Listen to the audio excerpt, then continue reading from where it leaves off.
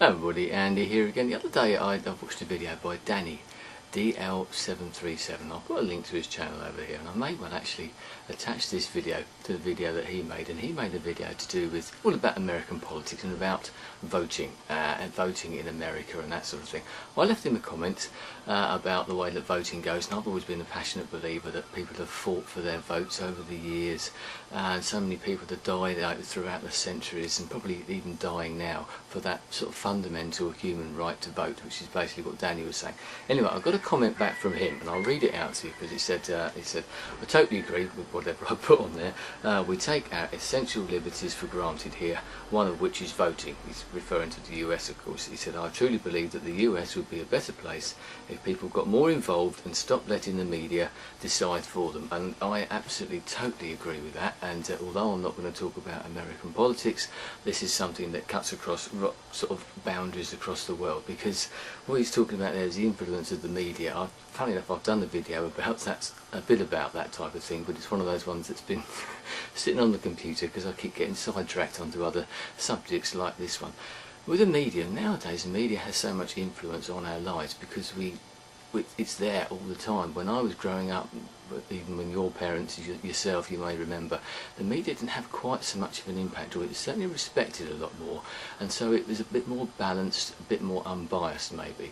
Now, I've probably spoken before about the way that I think that some media is biased towards certain opinions, and that tends to make you go down a certain route. You tend to watch and read, etc., take in that information from those channels, those books, those magazines, TV stations, etc., that conform to the way that you think, and we tend not to now sort of think ourselves, and I think we're letting other people think for us, and that's a consequence of this. So many people nowadays don't think for themselves. As I said, they allow someone else, without maybe knowing it, sort of think for them and form their own opinions for them.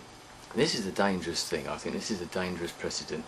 But as I said, we might not realise it. I read something the other day about the internet and the way that the internet's changed. And this particular person, who's written books, columns, articles, whatever, takes a great deal of interest. He's noticed a difference with himself, and I probably have without thinking about it. If you start to think about this, now that you use the internet, as we do a lot, and I do a lot, you find that you're sort of scanning things. You're maybe not taking quite as much interest in certain articles. You see an article, you start to read it, no, I'll go on to something.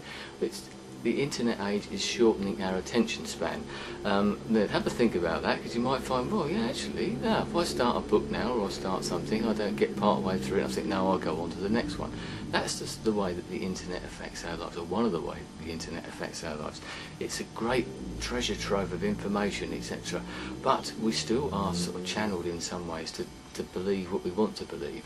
And as I said, I think this could be quite a dangerous precedent. We need to think for ourselves, because if we don't think for ourselves, we lose that sort of individual sense that we've got. Yes, there might, as Danny was saying in his video, so I don't want to go into American politics, he said there's only two parties effectively to vote for, and you've got to vote for one. And they might not conform, but I'm sure one conforms to your way of thinking better than the other one does.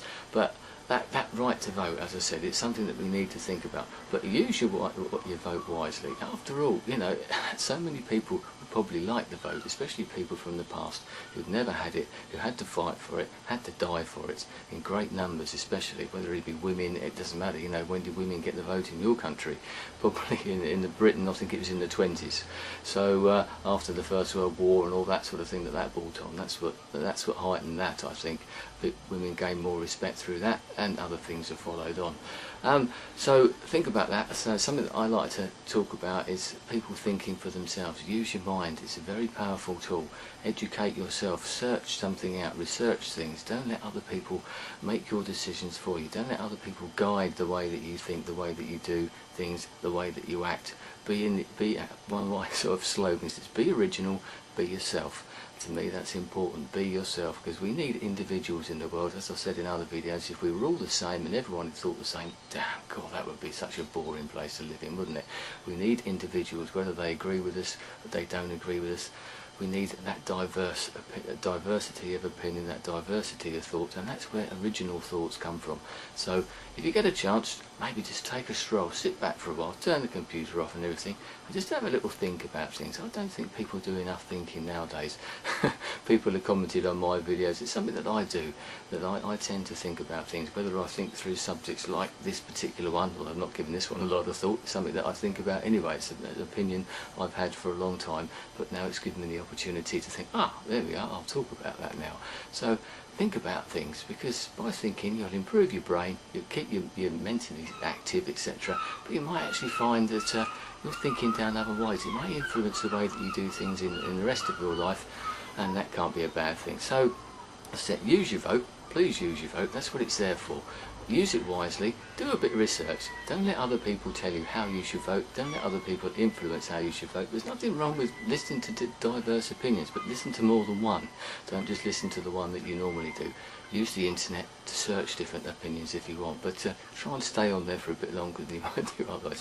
Thanks very much, Danny, for inspiring this video. I hope you get to see it. I said I probably will attach this as a response, so I'd be interested to know, as always, what your thoughts about this. If you notice this, the way that your attention wanders, that sort of short attention span, those bite-sized chunks of information, media, whatever, that are there now, YouTube being one, generally a maximum of 10 minutes on a video, isn't it? And most people have got attention spans that only last for 5 minutes, even 3 minutes, 2 minutes possibly on a video.